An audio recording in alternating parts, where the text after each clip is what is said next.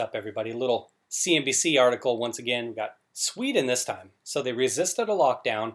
A lot of you are probably already aware of that. It says here, and its capital, Stockholm, is expected to reach herd immunity in weeks.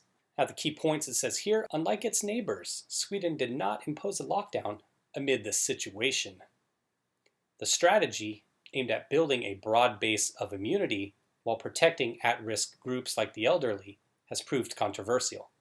But Sweden's chief epidemiologist has said herd immunity could be reached in Stockholm within weeks. So let's read this a little bit and then I'll kind of give my thoughts. I'm not going to cover the whole thing. It's a pretty long article. Its neighbors closed borders, schools, bars, and businesses as the pandemic swept through Europe.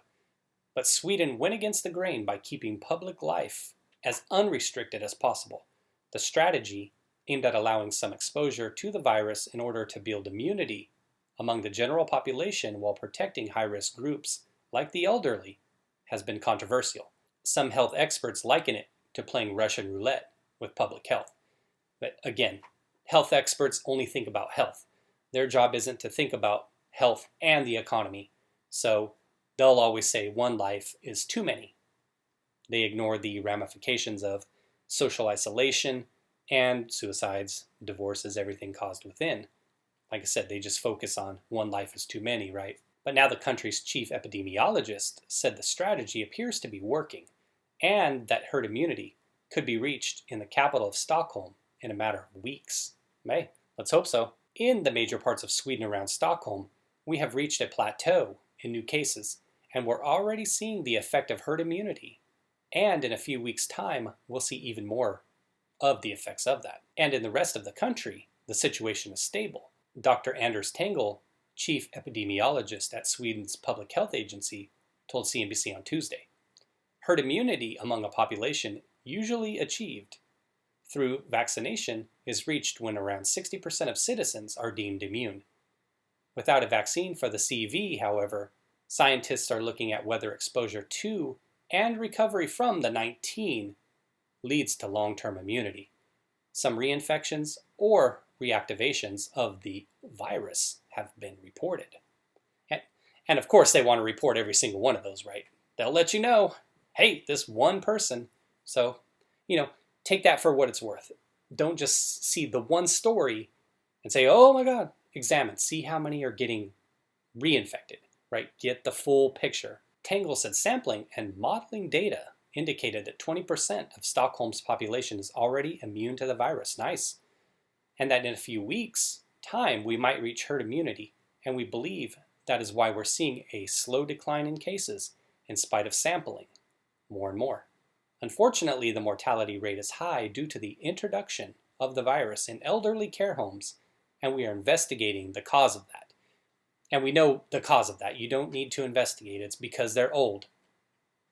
It's the main, what do they say, the main risk factor. And then they cite other things such as obesity, other factors, smoking, risk factors, right? Previous cardiovascular, stuff like that. But being old obviously is the thing, right? The major part of Sweden's 15,322 confirmed cases are in Stockholm and its surrounding areas, with very small incidences of the virus in the rest of Sweden, a country of around 10 million that has a low population density outside its urban hubs.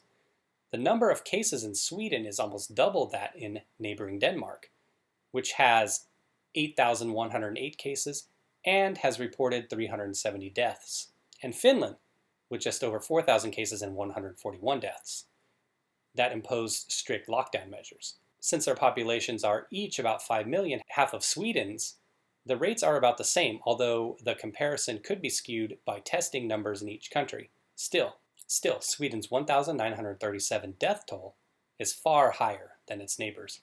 And that's true. It looks like cases, Denmark may be equivalent, Finland obviously half if you factor the population, but the death toll, that's pretty severe.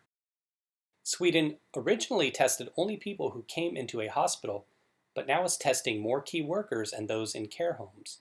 Tegnell said the decision to test more groups of people was a reason for the number of confirmed cases, not declining as quickly as it could have.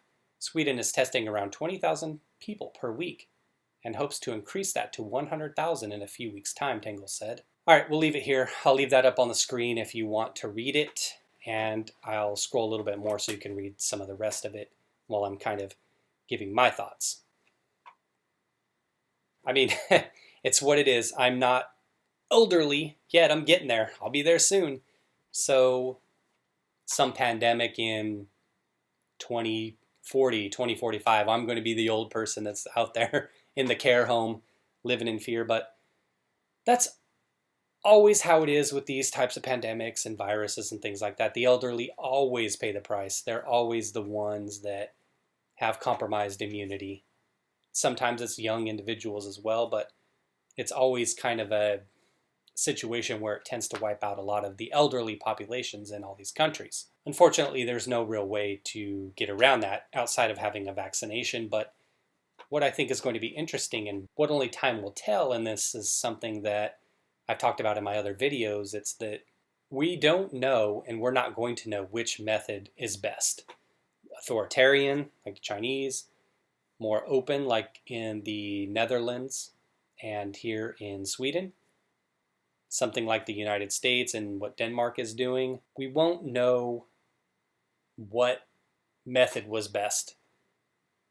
Statistically speaking, we can only measure numbers, right? Nothing ethical we can measure. We can only measure statistics, right? But we won't really know which method worked out best until a year, 2 years from now, at whatever point we have the vaccine. I think when we get to a point where we have a vaccine, and in Sweden's case, they're like, F the vaccine, we're not waiting around, we're going to try this, because what they do know is that vaccines take a lot of time. I know they're trying to fast track this thing. They say, oh, vaccines usually take 10 years or whatever number of years it is, and they're trying to get one done in a year or 2 years. So Sweden's health agencies, their government, whomever, decided we don't want to wait. We don't want to take the chance that this thing is going to not have a vaccine for another year, 2 years, mutations happen. So they decided to just go balls out and say, hey, we're going to try it this way.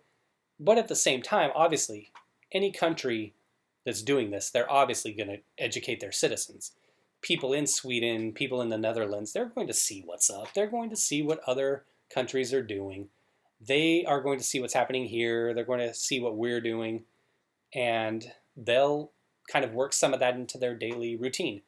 I'm sure that even though they have a situation there where it isn't restricted per se, like lockdown orders here, stay-at-home stuff, that their individuals are smart enough that watch the news to say, hey, you know, maybe I chill a little bit. Maybe I don't go out 4 times a week. Maybe I go out twice a week. Maybe I don't have to spend all this time in huge crowds. Maybe I avoid that concert for the time being.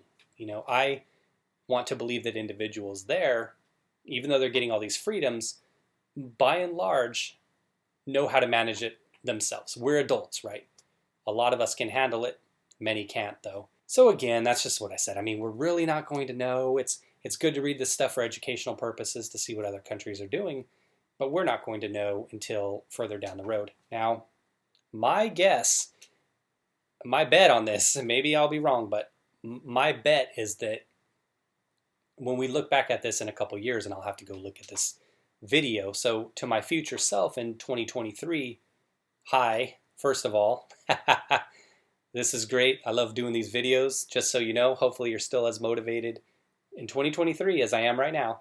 But my feeling is that I think that countries that went ahead and did this technique, like Sweden and the Netherlands, that in the long run, they're going to come out ahead in terms of deaths per 1 million or whatever they want to measure, that their herd immunity attempts worked out better for them in the long run. And that when we get to a point where people have reached immunity, and this kind of is one of our yearly flus, our yearly thing, this yearly novel virus that cycles in and out, becomes part of our every year thing, like the flu, that we'll look back on it and say, Sweden had it right more so than other nations, but you know, it's not going to be overwhelming. I think that some of these lockdown measures are certainly preventing lives from being lost.